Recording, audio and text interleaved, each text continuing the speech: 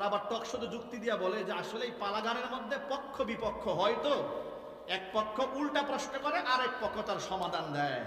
তাহলে আমরা বলবো এতই যদি পক্ষ বিপক্ষ করতে মনে চায় তোমার বউয়ের বিরুদ্ধে পক্ষ বিপক্ষ করো। পালাগানে তোমরা বিষয় সাবজেক্ট নির্ধারণ করবা তোমার বউয়ের চরিত্র খারাপ, এক পক্ষ যুক্তি তর্ক দিয়ে সাব্যস্ত করবে তোমার বউ একেবারে চরিত্র বলতে কিছু নাই, আরেক পক্ষ যদি যুক্তি তর্ক দিয়ে তার চরিত্র ঠিক করবা। এগুলো ঠিক করো। ও নিজের বউয়ের চরিত্র নিয়ে টান দিলে কলিজায় লাগে, আর আল্লাহ রাব্বুল আলামিনের শানে বিয়াদবি করলে বলো যুক্তি তর্ক। এমন যুক্তি তর্ক যেখানে হবে জুতা পিটা সেখানে হবে, কোনো কথা নাই, কোনো ছাড় নাই। বাউলরা কি ফাউল গান গাবে ওগুলো আমাদের দেখার দরকার নাই, গান গাওয়ার সুবিধা নাই, তোমাদের গান নিয়ে কোনো কথা আমরা বলি না, কিন্তু লিমিট ক্রস করবা না। ঠিক না বেঠিক জুড়ে বলেন। আল্লাহ পাক যেন বুঝার তৌফিক দান করেন। ফেসবুক স্ট্যাটাস লিখেছেন বড় বক্তা, ওদের দলের বড় বক্তা জাহেলে মুরাক্কাব আর কি, ওরা অনেক কিছু মনে করে।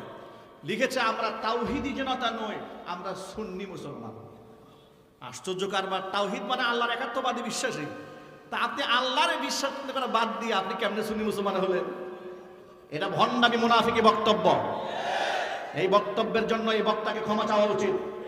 তুমি যে বলো আমি তাওহীদি জনতা, না, তাওহীদি জনতা কাকে বলে? আল্লাহকে যদি এক বিশ্বাস করে সেই তাওহীদি জনতা। আল্লাহকে আমরা এক বিশ্বাস করি না? আমরা সব তাওহীদি জনতা। তাওহীদি জনতাকে উপেক্ষা করে বাংলাদেশে কোনো আইন প্রণয়ন করতে দেওয়া হবে না, কোনো তামাশা চলবে না। আবুল সরকারের বিরুদ্ধে গর্জে উঠতে হবে। ফরহাদ মাজহারের মতো বুদ্ধিজীবীরা মুখে দাড়ি নিয়ে আল্লাহর সাথে বিয়াদবি করেছে তার পক্ষে বক্তব্য দিতে পারবে। স্বাধীন বাংলাদেশে মুসলমান এটা হতে দেবে না, কথা বলতে হবে, ঠিক কিনা বলে? আমার প্রিয় যুবক ভাইরা, মা বোনেরা, মূল কথায় ফিরে আসি। সম্মান দেওয়ার মালিককে যদি বলেন, ইজ্জত দেওয়ার মালিককে। আপনি আলেম ওলামাকে সম্মান দেন, কারণ আলেমদের সম্মান তো আল্লাহ পাক নিজেকে দান করেছে। আলেমদেরকে মৌলবাদ বলে গালি দিবেন না, ধর্মান্ধ বলে গালি দিবেন না। আর ওরা তো আমাদেরকে ধর্মান্ধ কেন বলে শোনেন? ধর্মান্ধ বলে এই জন্য আমরা অন্ধের মতো ধর্মকে বিশ্বাস করি।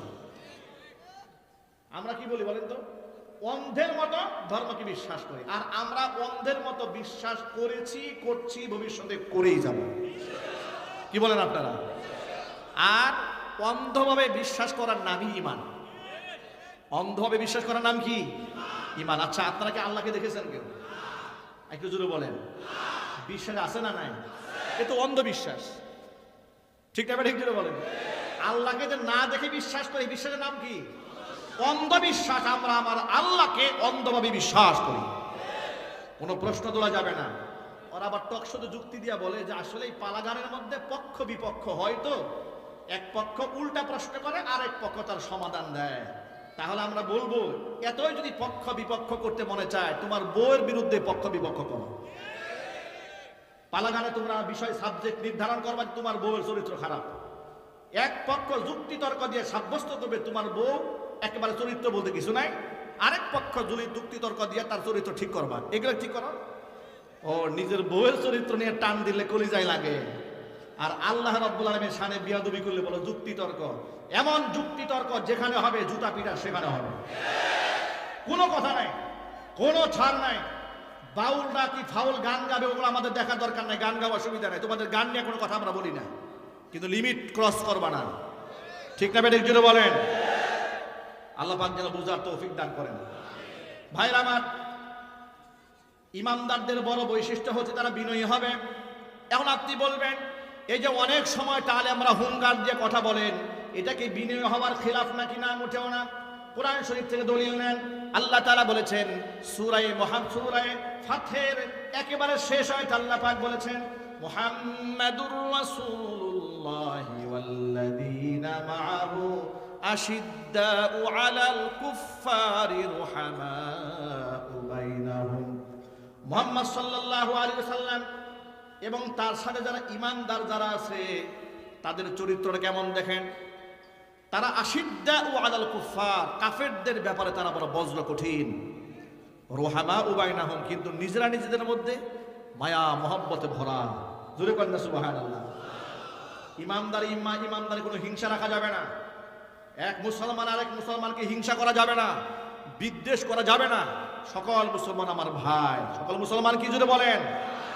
ওই যে ওরা বলে হিন্দু মুসলিম ভাই ভাই অমুক মার্কার ভোট চাই, এগুলো ভণ্ডামি।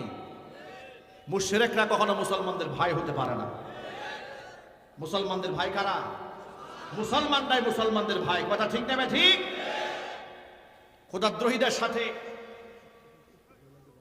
ঠিক আছে, খোদাদ্রোহীদের সাথে ইমানদারদের কোনো ভালোবাসার সম্পর্ক হতে পারে না। আল হুব্বু ফিল্লাহ ওয়াল বুগদু ফিল্লাহ। মহব্বত হবে কার জন্য?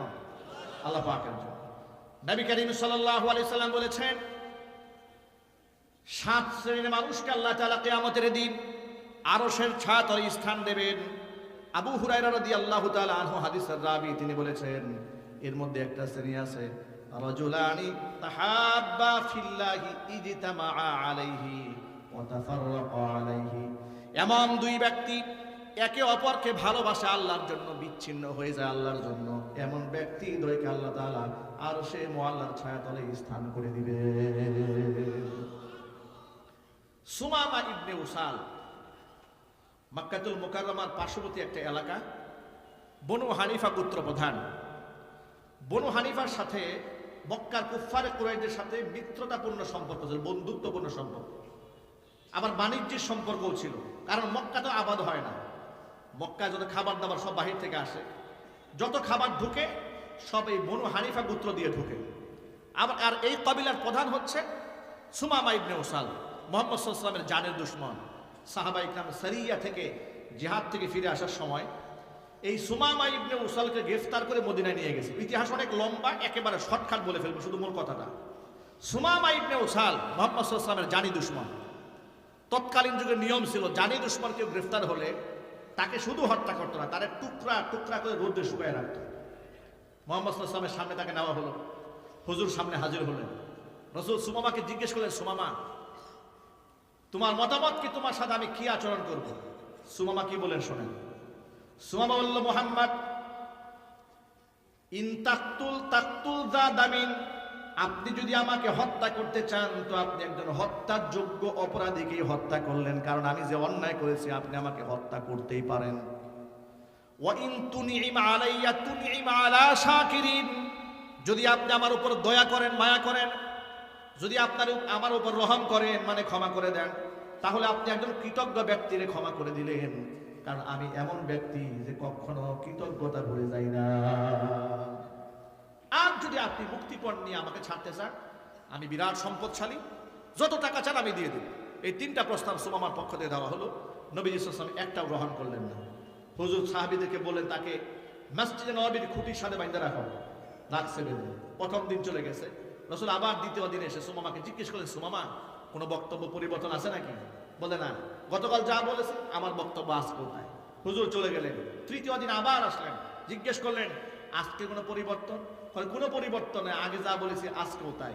মানলে মারতে পারেন, যদি আপনি আমাকে মুক্তিপণ নিয়ে ছাড়তে চান তাও ছাড়তে পারেন, আর যদি আপনি আমাকে দয়া করেন আমি এমন কৃতজ্ঞ সারা জীবন আপনার কৃতজ্ঞতা আদায় করব। আল্লাহ নবী সাল্লাল্লাহু আলাইহি ওয়াসাল্লাম একটাও গ্রহণ করলেন না। তৃতীয় দিনের মাথায় সাহাবীদেরকে বলেন, সাহাবীরা সুমামা ইবনে উসালকে মুক্ত করে দাও, ফাআতলিকুহু, একদম আজাদ করে দাও।